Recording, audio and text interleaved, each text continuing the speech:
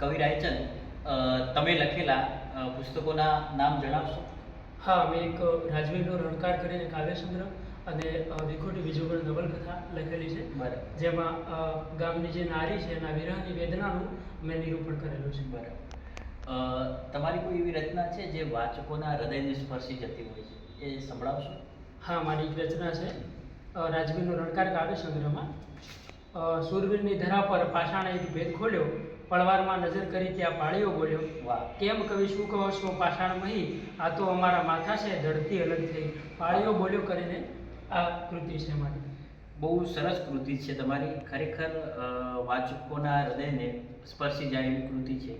અને બીજું કહું તો કે આ તમારું જે ઉપનામ છે રાજવીર, એ રાજવીર ઉપનામ કેવી રીતે રાખ્યું, અથવા તમારું આ ઉપનામ કેવી રીતે પડ્યું છે? મારા ગામમાં મેં શિક્ષણ લીધું છે ધોરણ 8, 9, 10માં.